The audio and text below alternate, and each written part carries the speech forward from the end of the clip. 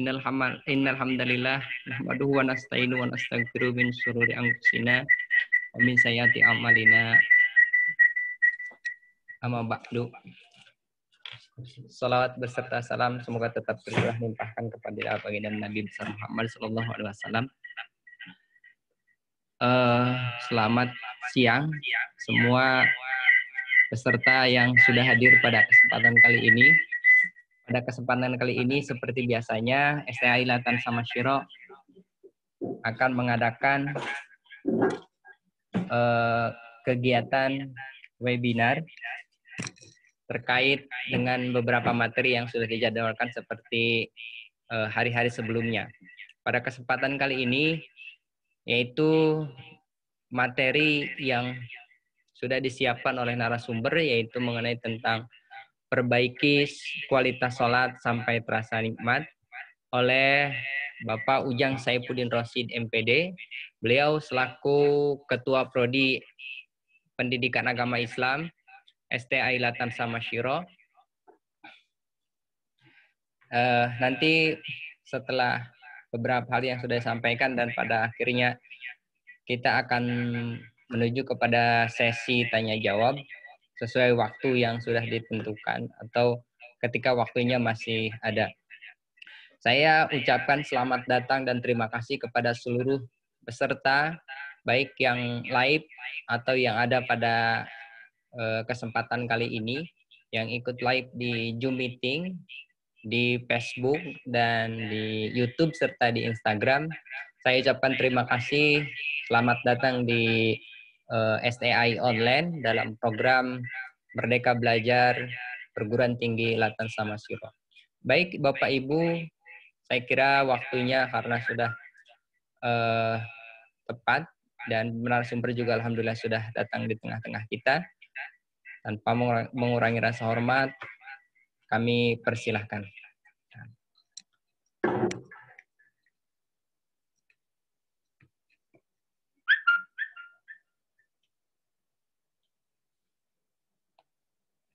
Ya.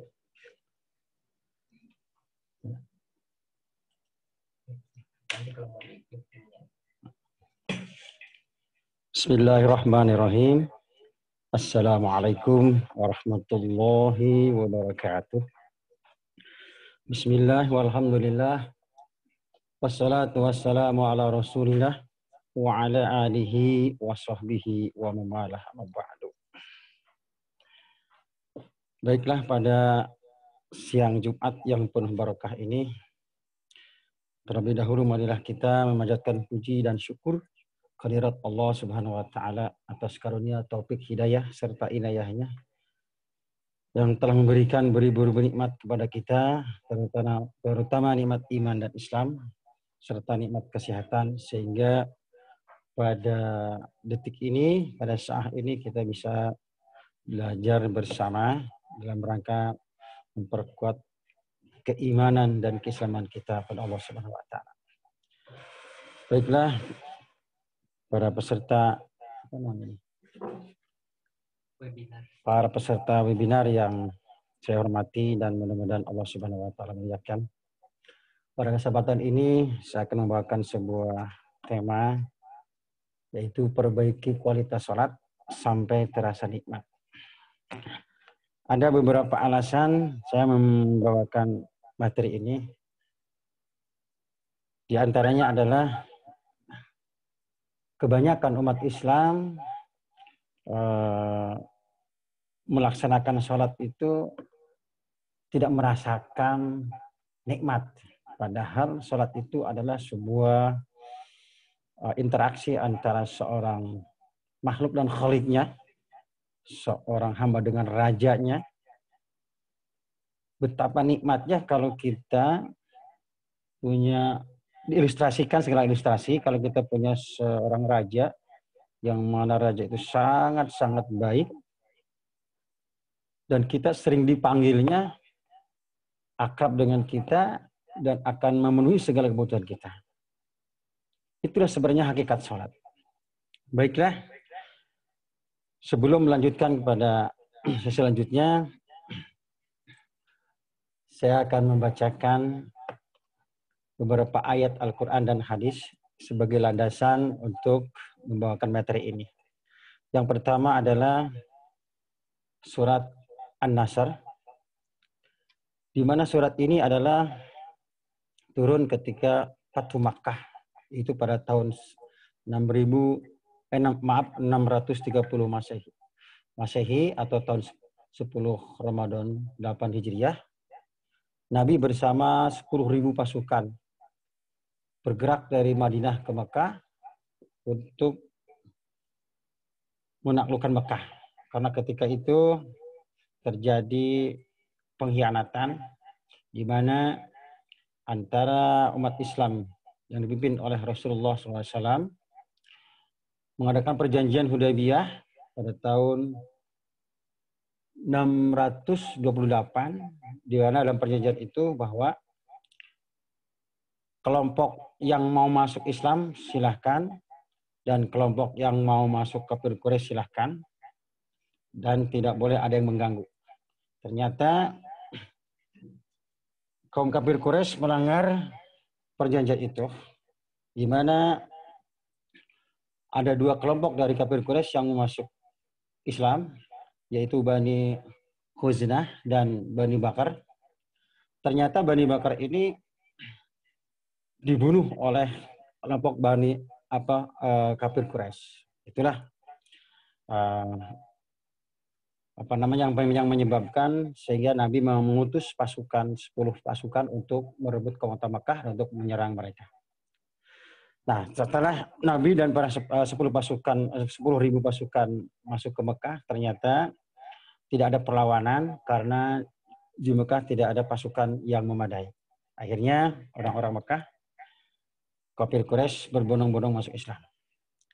Tapi yang aneh ketika surat ini turun, ya, Nabi menangis. Padahal surat ini secara tekstual adalah sangat menggembirakan. Kita bacakan, A'udzubillahi minasyaitonirrajim. Bismillah. Idza jaa nasrullahi wal fath wa ra'aitan nasa yadkhuluna fi dinillahi afwaja. Fasabbih bihamdi rabbika wastaghfir innahu kana tawwaba. Yang artinya, wahai Muhammad, ingatlah ketika datang pertolongan Allah dan kemenangan bagimu. Engkau menyaksikan manusia masuk Islam berbondong-bondong. Wahai Muhammad, oleh karena itu bertasbihlah kamu untuk menyatakan syukur kepada Tuhanmu dan mohonlah ampunan kepadanya. Sungguh Tuhanmu sangat lapang dalam memberi ampunan kepadamu. Ayat ini sangat menggembirakan, tapi yang aneh dalam sebuah riwayat bahwa Nabi itu menangis. Kenapa menangis? Setelah ditanya oleh para sahabat, Nabi menjawab, sungguh hari ini orang-orang kafir Quraisy berbondong-bondong masuk Islam, dan sungguh nanti di akhir zaman umatku akan berbondong-bondong keluar dari ajaran Islam. Lanjutnya. Demikian juga di dalam surat Maryam ayat 59, bahwasanya di akhir zaman akan datang generasi-generasi terburuk, di antaranya adalah generasi yang suka meremehkan dan meninggalkan sholat. A'udzubillahi minasyaitonirrajim. Bismillahirrahmanirrahim. Fa khalafa min ba'dihim khalfun adaa'us shalat wattaba'us syahawat fa sawfa yalqauna ghayya. Maka datanglah sesudah mereka, yaitu sepeninggalnya para nabi, sebuah generasi baru yang jelek, yaitu yang suka mengabaikan salat dan mengikuti hawa nafsu syahwat. Karena itu mereka pasti akan memenuhi kebinasaan. Kita bisa lihat sekarang generasi-generasi kita, pada waktu datang waktu sholat, pas waktu dia kumandangkan azan, bukan segera berwudu atau pergi ke masjid, justru mereka lebih asik menongkrong-nongkrong dan asik dengan gadgetannya masing-masing. Inilah generasi yang sangat kita khawatirkan. Selanjutnya, ada di antara mereka yang menunaikan sholat, tapi mereka tidak senang dan tidak gembira ketika datang waktu sholat. Ini Allah peringatkan dalam surat An-Nisa ayat 142 dan 143. A'udzubillahi minasyaitonirrajim. Innal munafiqina yukhadi'una Allah wa huwa khadi'uhum. Wa idza qamu ila sholati qamu kusala yura'una an-nasa wa la yazkuruna Allah illa qalila. Muzabzabina baina dzalik la ilaha ula'i wa la ilaha ula. Wa ma yudlilillahu falang tajida lahu sabila. Yang artinya, sesungguhnya orang-orang munafik itu menyangka dapat menipu Allah. Dan Allah menghancurkan tipuan mereka. Dan apabila mereka melakukan salat, mereka melakukannya dengan bermalas-malasan. Mereka bermaksud riya, yaitu mencari pujian manusia. Dan tidaklah mereka menyebut Allah kecuali sedikit sekali. Mereka dalam keadaan ragu-ragu antara keimanan dan kekafiran. Tidak masuk kepada golongan ini, yaitu orang-orang beriman, dan tidak pula kepada golongan itu, yaitu orang-orang kafir. Dan barang siapa yang banyak berbuat dosa, lalu Allah jadikan dia sesat, maka engkau sekali-kali tidak akan mendapat cara untuk memberi hidayah keimanan kepada mereka. Mari kita perhatikan keadaan orang-orang sekarang, orang-orang Islam sekarang. Ketika dikumandangkan azan, bukan segera, tapi malas-malasan. Ada yang asik dengan rokoknya, dengan gadgetnya, dan sebagainya. Begitu juga setelah datang ke masjid, bukan duduk di depan, di barisan depan, malah di belakang. Itu menunjukkan bahwa mereka adalah malas. Dan mereka ketika sholat tidak ingat Allah, kecuali sedikit saja. Dan ini adalah tanda-tanda orang munafik. Dan kita tahu orang munafik itu dalam lanjutan ayat ini adalah innal munafiqina fi darkil asfali minan nar. Orang-orang munafik itu tempatnya adalah di keraknya api neraka. Selanjutnya ada juga orang yang sholat, ya, tapi justru malah terancam celaka. Ini kelanjutan dari ayat yang tadi atau ayat ada sangat berkaitan dengan ayat yang tadi. Sebagaimana yang kita ketahui bersama dan kita sangat familiar dengan ayat ini, yaitu surat Al-Ma'un. A'udzubillahi minasyaitonirrajim. Fawailul lil musallin alladzina hum an shalatihim sahun. Alladzina hum yura'una wa yamna'unal ma'. Maka kecelakaanlah bagi orang-orang yang sholat, yaitu orang-orang yang lalai dari sholatnya. Lalai di sini adalah mengabaikan syarat, rukun, dan waktunya. Bahkan juga kebanyakan lalai waktunya, lalai hatinya. Orang-orang yang berbuat riya, yaitu dengan sholatnya mereka hanya ingin mendapatkan pujian dari manusia atau ketika banyak manusia. Ini biasanya terjadi pada waktu sholat maghrib. Dimanapun sholat maghrib itu biasanya ramai. Karena waktu itu banyakan. Sedangkan sholat isyanya hanya tersisa beberapa orang saja. Apalagi sholat subuh, ya sudah sangat jarang sekali melakukannya. Teman-teman sekalian, sholat adalah merupakan wasiat Rasulullah SAW yang sangat penting. Maaf, ini slide-nya baru dibuka. Karena sholat merupakan amalan yang sangat-sangat penting. Oleh karena itu di akhir hayatnya Rasulullah SAW mewanti-wanti umatnya dalam sebuah wasiat, yaitu tentang sholat. Sebagaimana diriwayatkan dari Ummu Salamah radhiyallahu anha mengatakan bahwa di antara wasiat terakhir Rasulullah SAW menjelang detik-detik terakhir kehidupannya, beliau mengatakan sebuah kalimat dengan penuh kekhawatiran. Apa yang beliau katakan adalah as-salat, as-salat, as-salat, wa ma malakat aimanukum.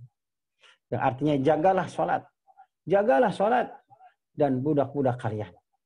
Hadis Rawi Ahmad nomor 290. Syekh Al-Arnaud mengatakan bahwa hadis ini sahih dilihat dari jalur lainnya. Selanjutnya, kita harus tahu dan kita harus benar-benar memahami tentang hadis ini. Bahwa sholat adalah indikator apakah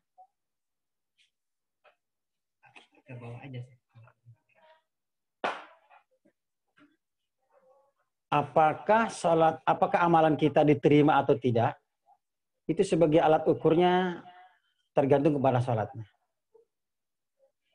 Sebagai dalam sebuah hadis, inna awwala ma yuhasabu bil abdu yaumal qiyamah min amalihi salatuhu. Fa in saluhat faqad aflaha wa anjaha wa in fasadat faqad khaba wa khashar.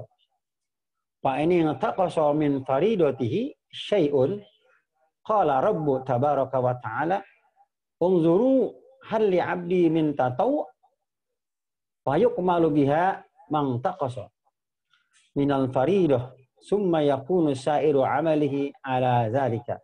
Wa fi riwayatin summa zakatu misu zalika summa tu'khajul amalu hasaba zalik.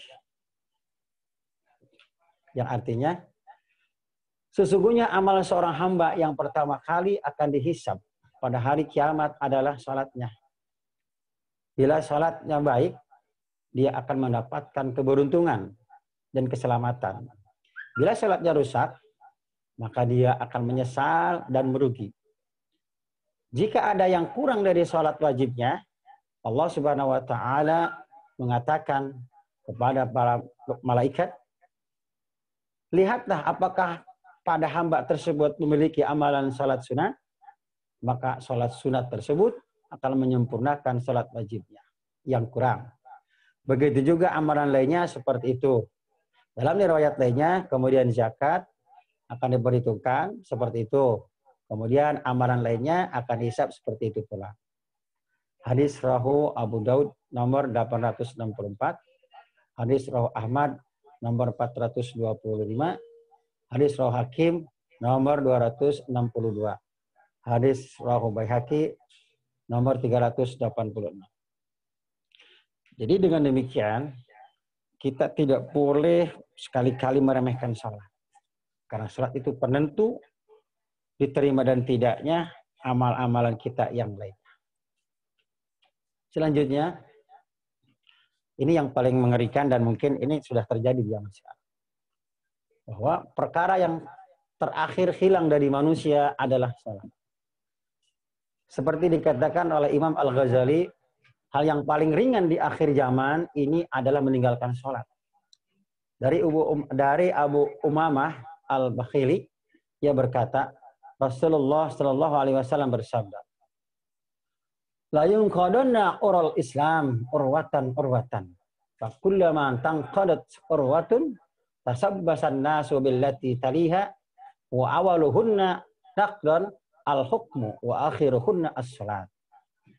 Tali ikatan Islam akan putus seutas demi seutas.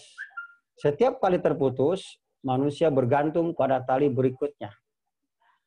Yang paling awal terputus adalah hukumnya.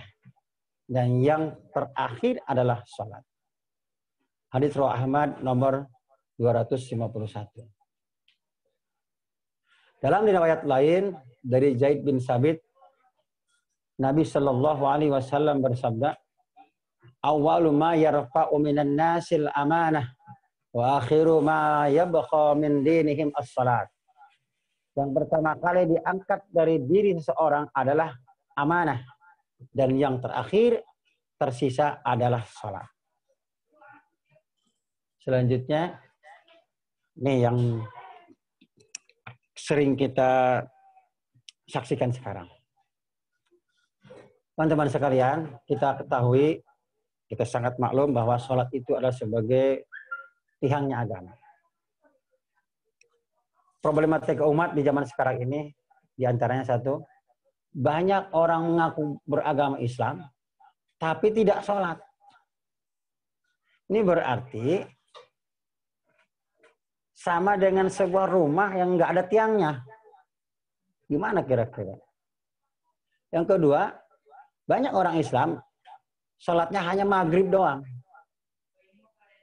Ini sama dengan sebuah rumah yang punya tiangnya satu. Itu pun kalau tegak, lurus benar. Yang ketiga, banyak orang Islam ketika sholat malas-malasan. Ini diibaratkan rumah yang tiangnya asal-asalan, miring kanan, miring kiri. Ini pasti nggak betul.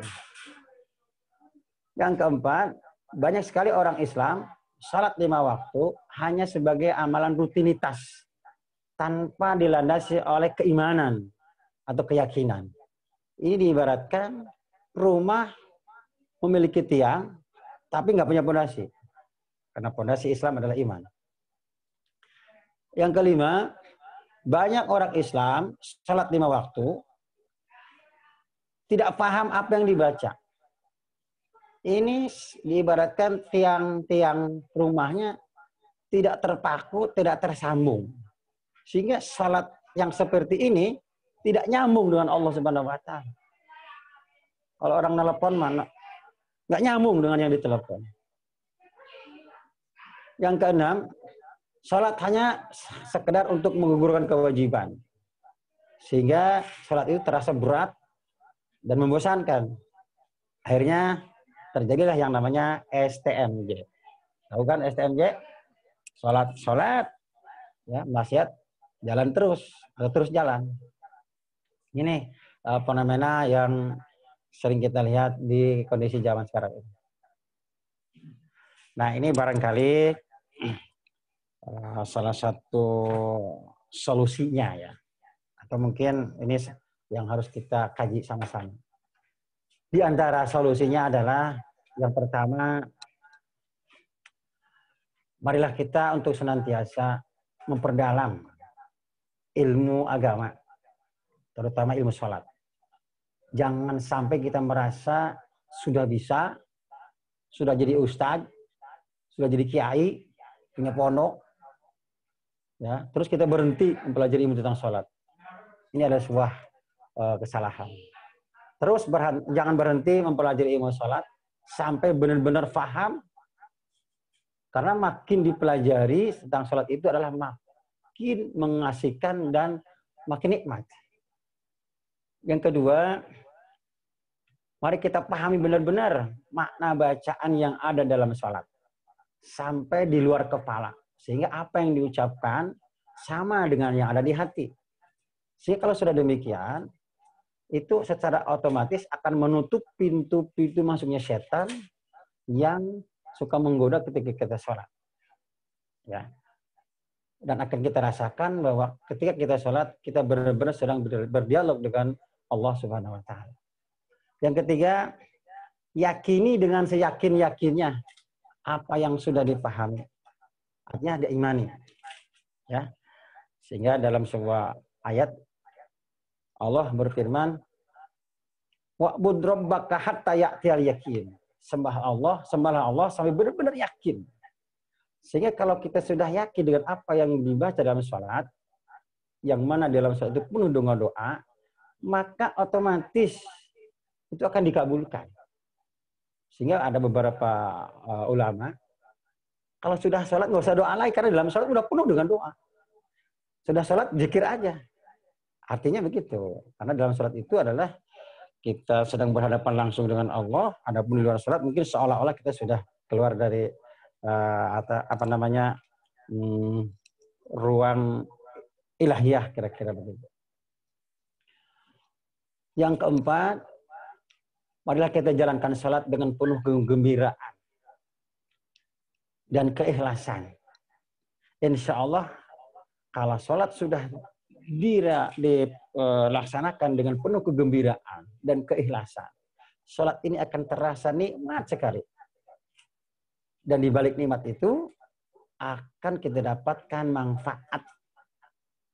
Manfaat di dunia adalah semua doa-doa yang ada dalam bacaan sholat akan dikabulkan. Manfaat di akhirat tentunya kita akan mendapatkan pahala dan insya Allah jaminannya surga. Yang kelima, diusahakan dalam melaksanakan sholat di awal waktu dan berjamaah. Diikuti dengan rawatibnya, insya Allah berkah dan dapat dicintai oleh Allah Subhanahu wa taala. Selanjutnya, barangkali masih ada yang bertanya, apa itu sholat? Sholat adalah doa dan zikir yang paling lengkap dan sempurna. Diawali dengan takbir dan diakhiri dengan salam. Kenapa sholat ini dianggap sebagai doa dan zikir yang lengkap? Karena di dalam sholat terdapat pujian pada Allah, tahmid, takbir, tasbih, tahlil, bacaan Al-Quran, salawat, munajat, dan doa. Jadi semuanya sudah lengkap. Yang kedua, salat adalah mi'rajul mukminin, mi'rajnya seorang mukmin. Silaturahmi langsung dengan Allah tanpa perantara. Inilah hebatnya agama Islam. Kalau ingin berkomunikasi dengan Allah, tidak usah memakai perantara-perantara yang lain. Bayangkan kalau kita bisa bertemu dengan raja, yang mana raja itu baik sekali dan selalu memenuhi kebutuhan kita. Kita dipanggil 5 kali sehari. Ditawarin, kamu mau apa? Kamu mau minta apa? Akan saya penuhi. Dan kita tahu bahwa di dalam sholat itu ada 8 kebutuhan pokok kita. Nah, mungkin nanti akan dilanjutkan dalam slide berikutnya. Pertanyaan berikutnya, mengapa kita harus sholat? Yang pertama, sholat adalah merupakan kewajiban dan kebutuhan rohani seorang muslim. Dan juga sebagai bentuk ketaatan dan penghambaan kita kepada Allah Subhanahu wa taala. Yang kedua, sebagai hujjah, sebagai alasan agar kita tidak dimasukkan ke dalam neraka. Yang ketiga, salat dapat mendatangkan pertolongan. Bahkan kita dianjurkan oleh Allah Subhanahu wa taala ketika mendapatkan sebuah permasalahan, wasta'inu bis-sabri was-salat. Mintalah tolong kepada Allah dengan sabar dan salat. Yang keempat, salat dapat mendatangkan ketenangan dan kebahagiaan. Dan selanjutnya, mengapa Allah Subhanahu wa taala mewajibkan kita salat? Yang pertama, salat sebagai tiangnya agama Islam. Bagaimana hadis yang diriwayatkan oleh Tirmidzi, Rasul amri al-Islam wa umudu as-salat wa zirwatu sanamihi al-jihad. Pokok perkara adalah Islam, tiangnya adalah salat. Dan puncaknya perkara adalah jihad fisabilillah. Selanjutnya, salat juga merupakan pembeda antara seorang kafir dan mukmin. Dan selanjutnya, Allah sangat rindu ingin berkomunikasi dengan hambanya. Maka Allah merintahkan kita untuk memberikan salat. Dan selanjutnya, Allah ingin sekali membahagiakan hambanya dengan memberikan apapun yang dibutuhkan oleh hambanya. Selanjutnya, apa tujuan sholat? Tujuan sholat adalah untuk mencegah perbuatan keji dan mungkar. Teman-teman sekalian, gara-gara 2 perkara ini tidak dicegah, maka dunia ini menjadi hancur. Oleh karena itu, supaya dunia ini tetap bertahan dan subur makmur, maka mari kita galakan amar ma'ruf nahi mungkar. Selanjutnya, manfaat sholat. Yang pertama, sholat adalah simbol ketenangan. Ketenangan hati. Kenapa sholat bisa menenangkan hati? Karena di dalam sholat penuh dengan zikir. Sehingga orang yang biasa sholat, insya Allah anti galau. Yang kedua, sholat mendatangkan cinta kasih sayang Allah. Ini yang harus kita pahami. Kita semuanya pengen masuk surga. Dan tidak ada seorang pun yang masuk surga karena amal-amal baiknya. Kita akan masuk surga insya Allah karena cinta kasih sayang Allah Subhanahu wa Ta'ala. Yang keempat, sholat sebagai jalan keluar dari permasalahan hidup. Yang kelima, sholat menghindarkan diri dari perilaku buruk dan terlarang. Tentunya sholat yang benar. Yang keenam, sholat sebagai penghapus dosa dan kesalahan. Yang ketujuh, sholat mendatangkan kekuatan magis. Dalam istilah lain, kesaktian dan kekayaan, ma'unah dan karomah. Kenapa demikian? Karena di dalam sholat, kita sering membaca doa duduk antara dua sujud, yaitu Robbik firli warhamni wajburni warfa'ni warzukni wahdini wa'afini wa'afani. Di situ kita menyebutkan 8 perkara. Dan ini merupakan perkara pokok yang Allah sediakan dan Allah suruh kepada kita untuk meminta. Yang pertama, kebutuhan pokok kita adalah ampunan dari Allah Subhanahu wa Ta'ala. Maka dalam ucapan doa itu adalah Rabbik firli, ya Allah ampuni aku. Kita menyadari sebagai manusia biasa banyak dosa. Kita mohon ampunan. Dan insya Allah dengan penuh keyakinan bahwa Allah Maha Pengampun, dosa sebesar apapun Allah akan mengampuni kita. Yang kedua, warhamni. Kita memohon kepada Allah untuk dirahmati, beri kasih dan sayang. Wajburni. Kita mohon kepada Allah agar Allah menutupi segala kekurangan kita. Agar Allah mengabulkan segala kebutuhan kita. Warfa'ni. Dan kita mohon kepada Allah dalam salat itu adalah agar Allah mengangkat derajat kita.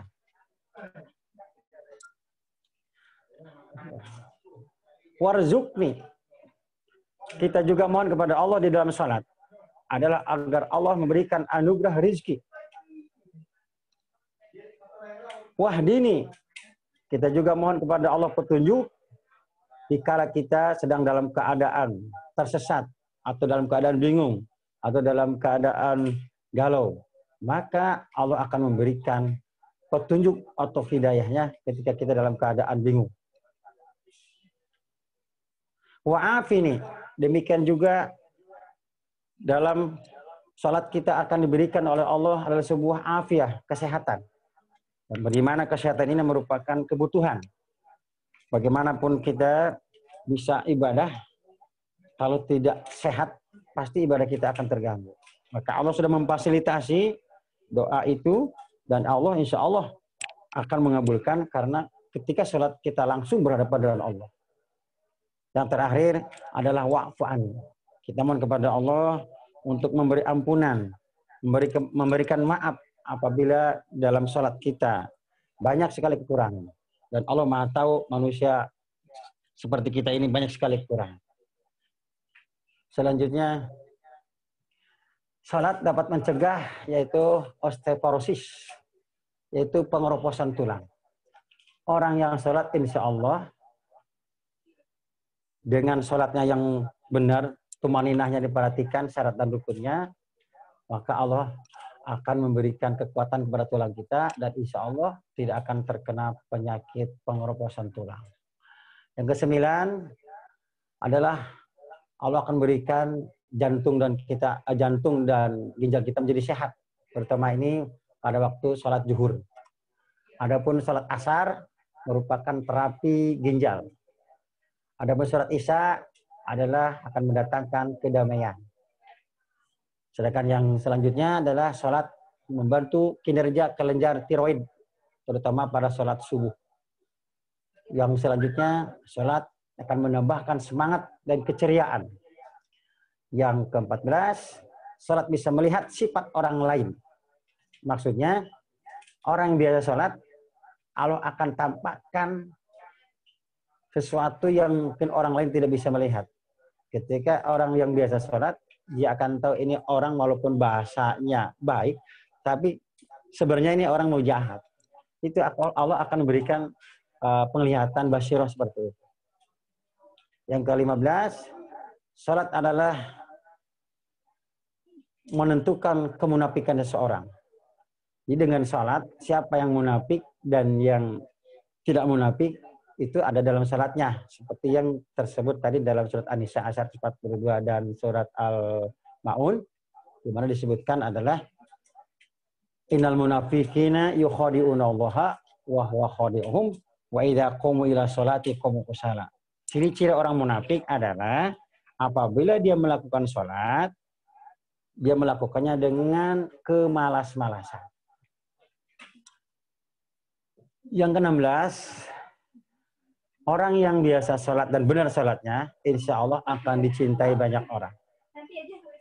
Yang ke-17, orang yang biasa melakukan sholat akan terlihat dari wajahnya yang berseri-seri dan selalu bergembira. Demikian yang bisa saya sampaikan. Mudah-mudahan ada manfaatnya, khususnya untuk pribadi saya dan umumnya untuk para pendengar semuanya. Wabillahi taufik wal hidayah, waridha wal inayah. Wassalamualaikum warahmatullahi wabarakatuh.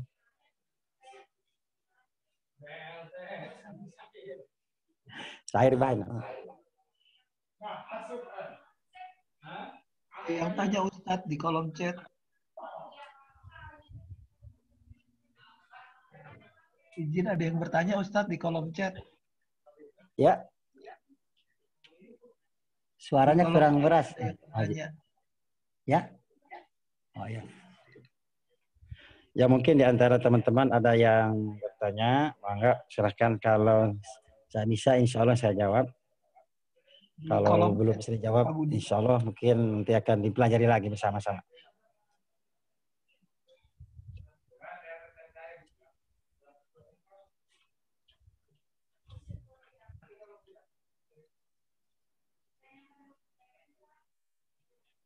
Ada 2 pertanyaan di kolom chat, Pak Budi.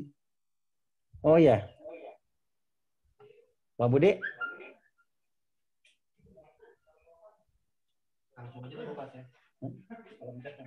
Oh, dibaca nih. Oh, ini tolong di kolom chatnya ada pertanyaan aja. Oh, itu kan jauh sih. Ini udah. Oke, baik, terima kasih atas pemaparannya Bapak Ujang Saifuddin Rasyid MPD, atas pemaparan materinya, dan selanjutnya mungkin kita masuk ke sesi pertanyaan. Di sini ada sesi di pertanyaan di kolom chat, ada pertanyaan dari peserta tentang bagaimana tips untuk merasakan bahwa sholat itu terasa nikmat gitu. Jadi tipsnya seperti apa gitu saya. Ini. Iya. Kemudian pertanyaan selanjutnya, bagaimana hukumnya terhadap sholat seseorang jika dalam hidupnya ia masih berbuat yang tidak benar, misalkan mahasiswa, karyawan, atau dan yang lain-lain melakukan manipulasi kinerja. Ini hampir mirip pertanyaan dengan tahun bulan kemarin ya.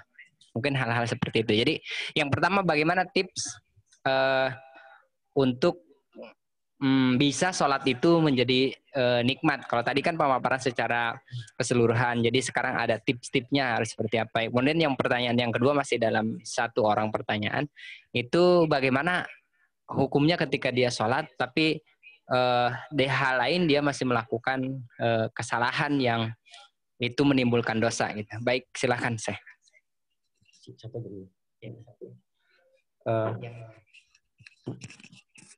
Di sini. Baik, terima kasih atas atensinya. Ini pertanyaan yang cukup bagus. Yang pertama, saya berusaha untuk menjawab bagaimana tips untuk agar sholat menjadi nikmat. Yang pertama adalah kita harus merubah mindset bahwa ketika kita sholat, kita sedang berada di hadapan Allah, kita sedang berkomunikasi langsung dengan Allah, di mana Allah adalah sumber segala kebutuhan kita. Dan Allah adalah sang raja di raja. Bagaimana mungkin seorang hamba dipanggil oleh rajanya dan ditawari untuk meminta apapun yang dia inginkan. Ini adalah sebuah kenikmatan yang sangat tidak bisa dibayangkan. Karena Allah sangat mencintai kita. Kalau kita ada pertanyaan, mungkin agak dijelaskan sedikit. Kalau umpamanya ini umpamanya saya ini punya uang triliunan. Kemudian saya berkata kepada teman-teman, tolong teman-teman wajib datang ke rumah saya. Saya mengatakan wajib karena saking ingin sekali membagikan uang saya itu. Nah, Allah mewajibkan sholat karena Allah sangat ingin sekali membahagiakan hambanya, mengabulkan semua permintaannya, terutama yang 8 pokok tadi yang ada dalam bacaan duduk antara 2 sujud. Jadi mindsetnya dulu dirubah, bahwa sholat itu adalah bukan hanya kewajiban semata, tapi kebutuhan. Baik kebutuhan duniawiyah yang tersebut dalam bacaan duduk antara dua sujud tadi, ataupun secara ukhrawiyah. Yang kedua apa pertanyaan? Pertanyaan yang kedua itu bagaimana hukumnya terhadap sholat seseorang jika dalam hidupnya ia masih berbuat yang tidak benar, misalnya mahasiswa, karyawan. Kalau bicara hukum, ya itu ranahnya beda. Jadi kalau bicara hukum sholatnya tetap sah. Cuman orang ini termasuk golongan fasik karena ngerusak. Ya, bukan berarti haram atau gimana. Tetap sholatnya sah apabila memenuhi syarat dan rukun. Adapun maksiat dia itu adalah hal yang lain, artinya merusak sholatnya. Artinya kenapa terjadi demikian? Karena dia belum benar-benar memahami sholatnya atau sholatnya belum benar. Hukum sholatnya tetap sah, ya, tapi rusak, gitu. Sehingga yang disebut as-salatu tanha 'anil fahsya'i wal munkar ini belum bisa mencegah perbuatan keji dan munkar. Yang bahasa tadi mungkin saya ucapkan STMJ ya, sholat terus maksiat jalan. Ini karena tadi faktornya tidak memahami sholat, hakikat sholat. Karena tidak pernah mempelajari. Apalagi meyakininya. Karena sholat itu dasarnya harus ada keyakinan. Keyakinan itu datang setelah paham. Dan paham itu datang setelah belajar. Maka ayo kita belajar, terus belajar tentang sholat. Demikian, terima kasih. Baik, terima kasih. Itulah tadi jawaban dari narasumber kita. Saya kira cukup jelas dan lugas juga. Dan mungkin nanti kalau misalkan ada beberapa hal yang perlu ditanyakan, bisa dihubungi di STAI atau melalui handphone beliau dan yang lain-lain. Beliau sebagai Ketua Prodi Pendidikan Agama Islam STAI Latan Samasyiro. Baik Bapak Ibu, terima kasih atas kehadirannya. Kita sudah melewati waktu sekitar 50 menit lebih. Dan mungkin pada kesempatan kali ini saya ucapkan terima kasih kepada seluruh peserta. Dan saya ucapkan juga terima kasih kepada narasumber yang sudah bersedia pada mengisi kegiatan pada kesempatan kali ini. Saya sebagai moderator mungkin tidak harus menyimpulkan karena tadi sudah jelas dan lugas dari pemaparan dari narasumber.